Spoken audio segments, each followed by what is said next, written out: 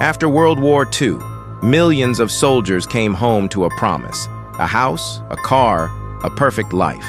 They called it the American dream. But what if the dream wasn't freedom? What if it was the most brilliant cage ever built? It started in 1944 with the GI Bill. It offered loans for veterans, but with a catch.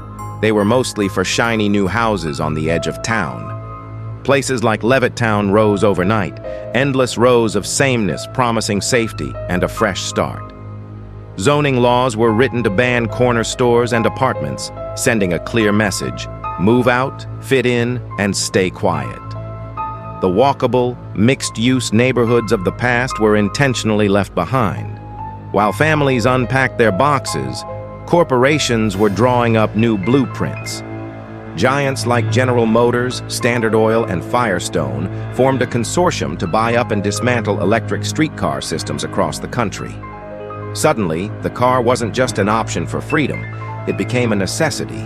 This dependency was locked in by the 1956 Highway Act, which poured billions into asphalt ribbons connecting the suburbs to city centers, while leaving public transit to wither.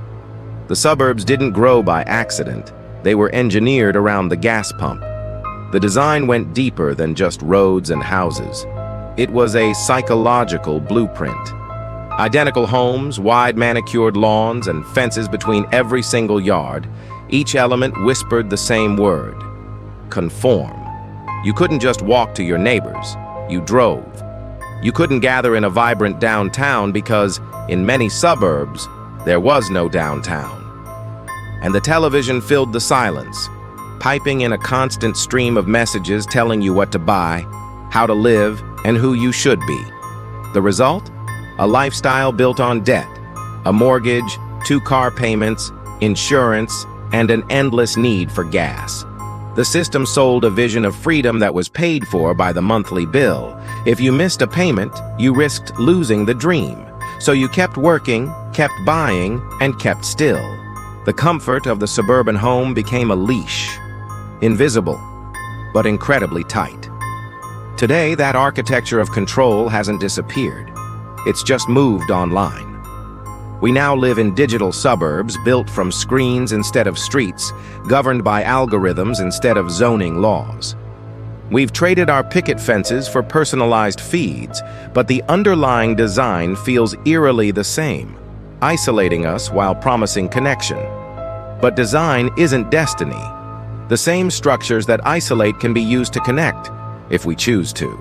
Community can be rebuilt, not sold. True rebellion begins with awareness.